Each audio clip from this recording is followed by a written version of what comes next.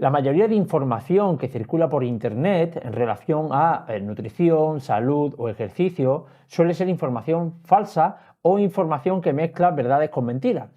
Esta segunda opción, cuando se mezclan verdades con mentiras, suele ser peor, ya que el hecho de que algunos de los datos que se den sean ciertos hace que el resto de datos que no son ciertos ganen en credibilidad, por lo tanto confunde mucho al espectador. Hace poco un paciente mío me envió este vídeo que lleva varios años circulando por redes sociales y es un vídeo, como siempre suele ser, bastante alarmista y que hoy vamos a analizar y vamos a corregir todas esas partes que son incorrectas y que realmente no tienen ningún sentido. Veámoslo. El arroz caliente es peor que el azúcar. Una ración de arroz caliente tiene tanto azúcar como un refresco. Pocos lo saben, el almidón es un azúcar. Bueno, lo primero que dice es que el almidón es un azúcar. Esto realmente es una verdad a medias. Realmente a todos los carbohidratos se le puede llamar a veces azúcares, ¿vale? Sin embargo, a nivel coloquial, separamos azúcar de carbohidrato en función del número de moléculas de glucosa que tenga. Un carbohidrato está compuesto principalmente por varias moléculas unidas. Por eso los carbohidratos los podemos separar en tres categorías diferentes. Por un lado tendríamos los monosacáridos, que son unidades estructurales aisladas, es decir, son como ladrillos solos y en sí mismos forman una sola molécula. Aquí tendríamos, por ejemplo, la glucosa, la fructosa o la galactosa. No estarían unidos a nada. Estos son monosacáridos, mono de solo uno. Por otro lado, cuando dos moléculas se unen, ¿vale? Hablamos de disacáridos. Aquí, por ejemplo, tenemos la sacarosa, que es el azúcar blanca común, que es la unión de una molécula de glucosa con la unión de una molécula de fructosa.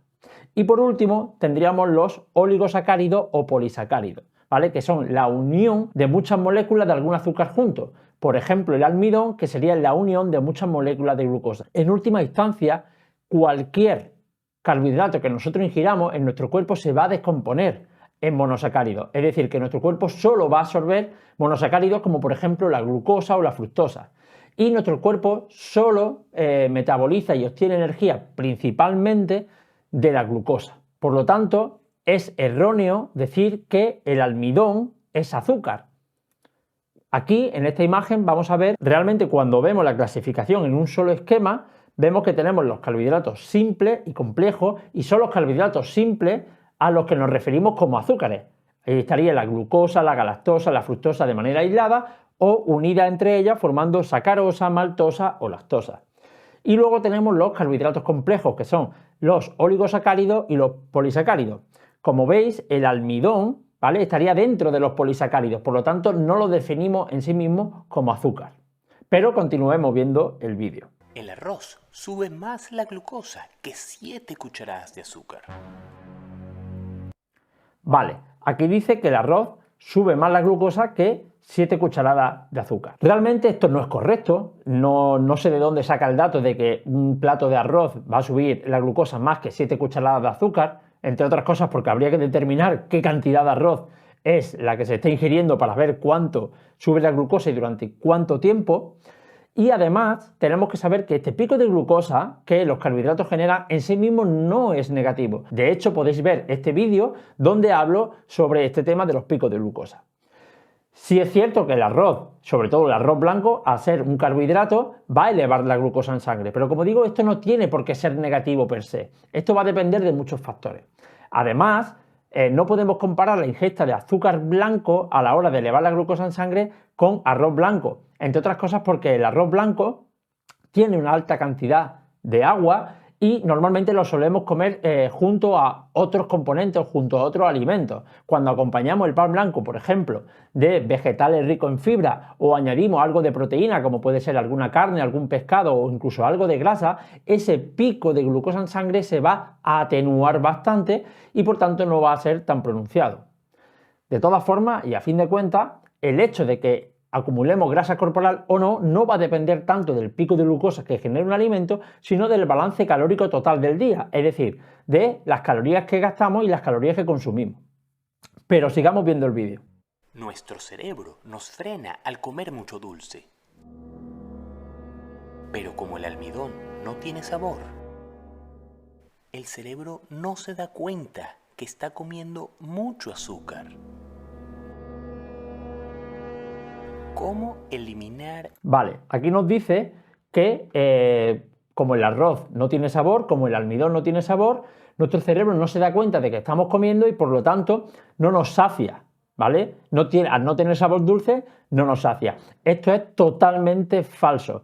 De hecho, los mecanismos que regulan nuestra hambre y nuestra saciedad, que son múltiples, se regulan por muchas vías diferentes. Una de las principales es el volumen total de alimentos que nosotros ingerimos, ya que cuando está en nuestro estómago, el estómago se expande y al expandirse el estómago secreta una hormona que se llama grelina, que es una hormona fundamental que nos quita el apetito. De hecho, el arroz, como digo, que principalmente al cocerlo está lleno de agua, va a saciar muchísimo más que si ingerimos azúcar. Por lo tanto, no se puede comparar en absoluto la saciedad que genera el azúcar blanco de mesa con la saciedad que genera el arroz blanco. Pero además, una de las principales hormonas que está vinculada a la saciedad es la insulina. Sabemos que cuando nosotros hacemos una comida, sobre todo si esta es rica en carbohidratos, se eleva esta hormona, la insulina, cuya función principalmente es regular la glucosa en sangre. Esta insulina va a impactar en nuestro cerebro y nos va a quitar el apetito. Existe un mito de que al comer carbohidratos nos va a aumentar el apetito, ya que va a subir el pico de glucosa y posteriormente va a caer, y esa caída de glucosa nos puede aumentar el apetito. Realmente, aunque puede ser así, no está confirmado totalmente y este hecho es un hecho aislado, es decir, es algo que solo se va a dar en algunos sujetos y de manera muy puntual. Sin embargo, como digo, la insulina va a impactar en nuestro organismo quitando el apetito. Es decir, la insulina es anorexígena, nos sacia, nos quita el apetito. ¿Qué pasa? Que en personas sedentarias, en personas que tienen, por ejemplo, demasiado sobrepeso o obesidad, tienen resistencia a la insulina. ¿Esto qué significa? Que por más insulina que secreten, esta hormona no se une a su receptor de manera eficiente y por lo tanto no puede ejercer correctamente sus funciones. Por lo tanto, cuando hay resistencia a la insulina, como la insulina no puede ejercer su acción, no quita el apetito de estos sujetos que la padecen. Algo parecido ocurre con la hormona leptina. La hormona leptina también es una hormona que nos quita el hambre. La hormona leptina principalmente la secreta el tejido adiposo, es decir, nuestras células grasas secretan leptina. Cuando tenemos mucha grasa acumulada, secretamos mucha leptina para que no comamos tanto. Es una forma de regularse que tiene nuestro organismo. Sin embargo, personas con mucho sobrepeso o obesidad sí que tienen un apetito voraz. Esto es porque, al igual que la resistencia a la insulina, también se puede dar resistencia a la leptina. Es decir, que por más leptina que nuestro tejido adiposo secrete, al no funcionar correctamente y no unirse de manera adecuada a su receptor, no ejerce sus funciones. Por lo tanto, el apetito seguirá en aumento. China tiene 10 veces más diabetes que Japón.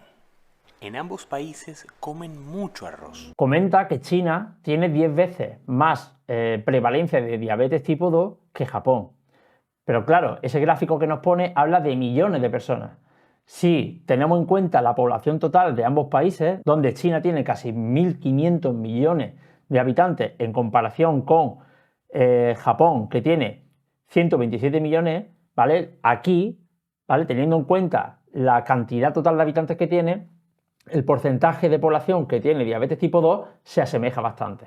Además, es un error garrafal asociar la diabetes tipo 2 a la ingesta de arroz. Realmente la diabetes tipo 2 es una patología multifactorial y que tiene una etiología múltiple, es decir, se debe a diferentes factores. ¿Cuáles son los factores que generan o que nos pueden llevar a la diabetes tipo 2? ¿Es la ingesta de carbohidratos un factor relevante para generar diabetes tipo 2? Pues la verdad es que no. Realmente la diabetes tipo 2 es la consecuencia de mantener en el tiempo un estado patológico que se conoce como resistencia a la insulina, de la que ya he hablado.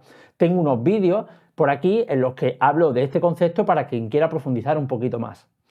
La resistencia a la insulina comienza realmente cuando nuestro estilo de vida, nuestros hábitos no son muy adecuados, cuando somos sujetos sedentarios o físicamente inactivos y además comemos por encima de nuestras posibilidades, es decir, tenemos una sobreingesta energética.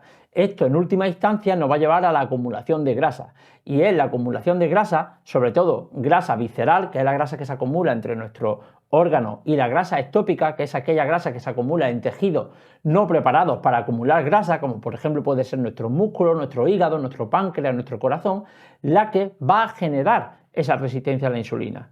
Por lo tanto, no se debe tanto a la ingesta de carbohidratos como tal, sino a un déficit de ejercicio, a tener poca masa muscular, ya que cuando nosotros ingerimos carbohidratos, entre el 70 y el 90% de esa glucosa que se va a elevar en sangre se va a absorber por el tejido muscular, y esto es estupendo porque va a hacer que esa glucosa esté almacenada en forma de glucógeno dentro de ese músculo y no va a tener consecuencias negativas. Además, el exceso adiposo, cuando comemos más de lo que gastamos, sí que va a haber una acumulación de grasa, sobre todo esta que digo a nivel visceral y ectópico, y esto sí que va a generar resistencia a la insulina. Por tanto, tenemos que saber que personas que tienen una adecuada composición corporal, que son físicamente activas, que no comen en exceso de manera crónica por encima de las calorías que gastan, no van a tener realmente resistencia a la insulina y por tanto no van a sufrir de diabetes tipo 2.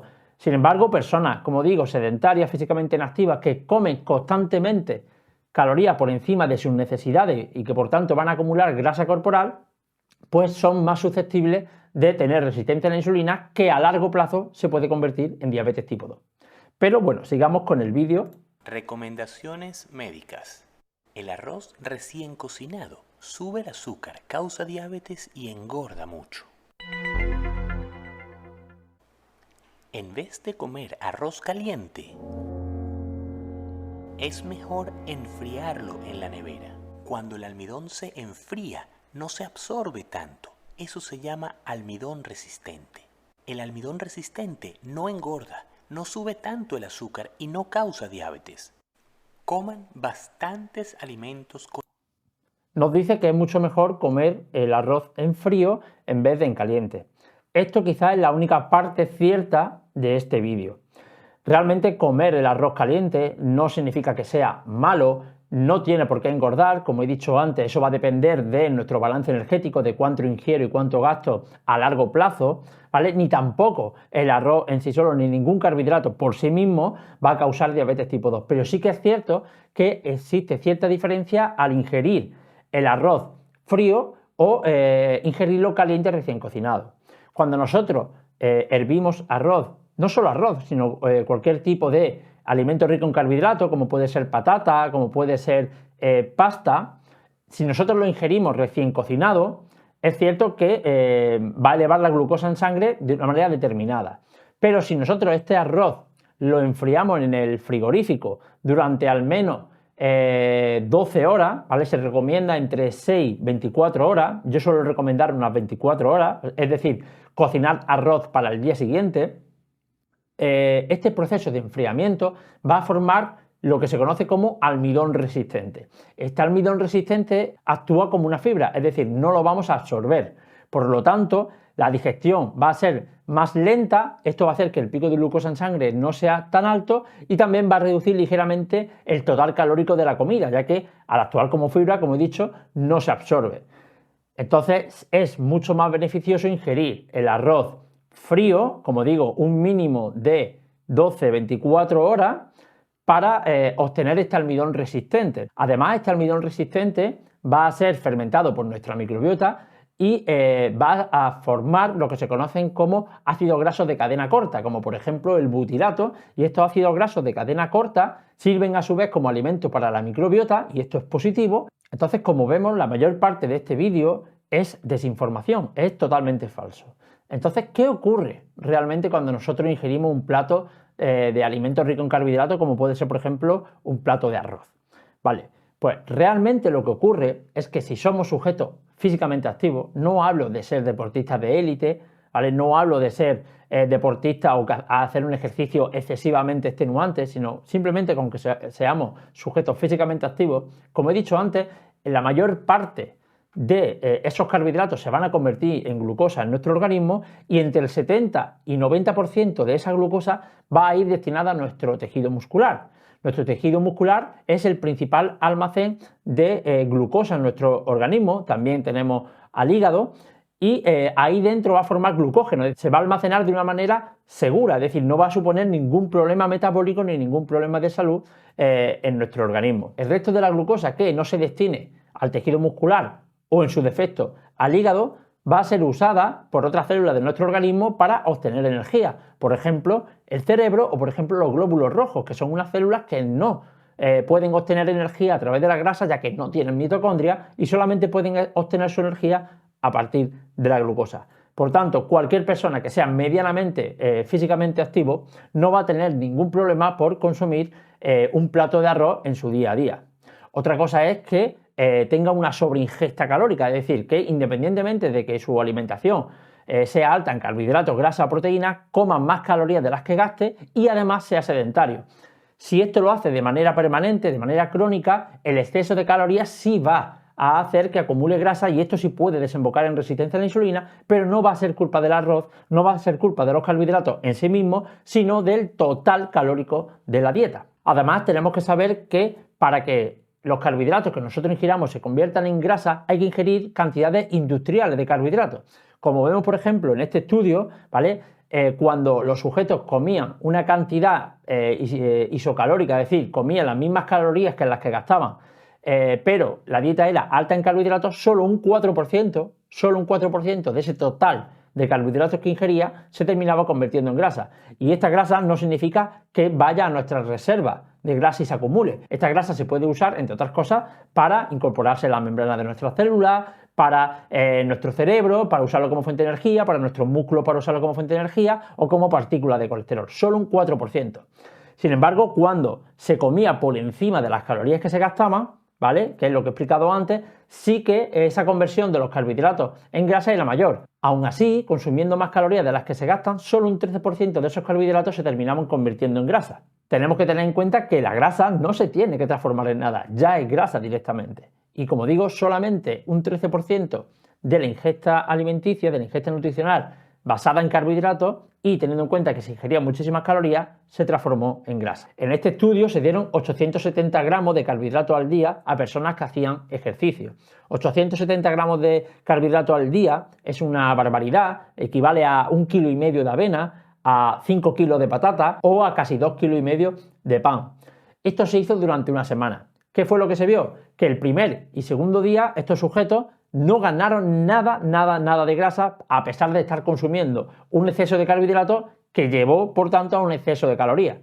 Y al cabo de una semana comiendo tal barbaridad de carbohidratos, tan solo engordaron 1 kilo de grasa, como digo en este caso, porque había un excedente energético. Por tanto, como resumen, tenemos que tener en cuenta que para que nosotros engordemos o tengamos resistencia a la insulina, que en última instancia va a llevar a sufrir diabetes tipo 2, tenemos que tener en cuenta como primera medida el balance energético. Si nosotros comemos más de lo que gastamos de manera crónica, sostenida en el tiempo, con el paso de los meses o años, sí que podemos crear resistencia a la insulina. Si nosotros no comemos de manera crónica por encima de las calorías que nosotros gastamos, jamás podemos desarrollar diabetes tipo 2. Es más, si estamos en déficit calórico es prácticamente imposible desarrollar resistencia a la insulina o diabetes tipo 2. De hecho, la restricción calórica, el déficit calórico, comer menos de lo que gasto, es la principal medida que se suele hacer para revertir la resistencia a la insulina y la diabetes tipo 2. Evidentemente, esto va unido al ejercicio. Cuando nosotros hablamos del balance calórico, se refiere tanto a las calorías que nosotros ingerimos como a las que gastamos, ¿vale? Es fundamental para que no surja la resistencia a la insulina que haya un constante ciclo de agotamiento y represión de los depósitos de glucógeno a nivel muscular. ¿Esto qué significa? Que tenemos que gastar ese glucógeno que tenemos en el músculo. ¿Y cuál es el principal mecanismo que nos hace gastar este glucógeno? El ejercicio físico. Si nuestras reservas de glucógeno en el músculo siempre están llenas porque somos sedentarios, cualquier alimento que ingiramos, y en este caso estamos hablando de carbohidratos, no va a tener sitio donde alojarse de manera segura, no se puede convertir en glucógeno dentro de nuestro músculo y por tanto va a ser destinado a convertirse en grasa y puede en última instancia acumularse en nuestras reservas. Y por último, y derivado del balance energético y del ejercicio, está la composición corporal. Una persona que entrene, que haga ejercicio, que tenga una adecuada masa muscular y que no tenga un exceso de grasa corporal, es prácticamente imposible que sufra de resistencia a la insulina o diabetes tipo 2. Hasta aquí el vídeo de hoy, espero que se haya entendido correctamente. Es un tema complejo, pero para quien quiera profundizar un poquito más, pues les recomiendo mi libro Equilibra tu glucosa, donde hablo de todos estos temas en mayor profundidad. Y no me quiero despedir sin decir que la mayoría de la información que circula en Internet es errónea en su totalidad o al menos parcialmente, y esto hace que mucha gente se confunda. Como siempre, tenemos que basarnos en la evidencia y en el rigor científico para obtener conclusiones y no dejarnos llevar por esta información que circula por Internet.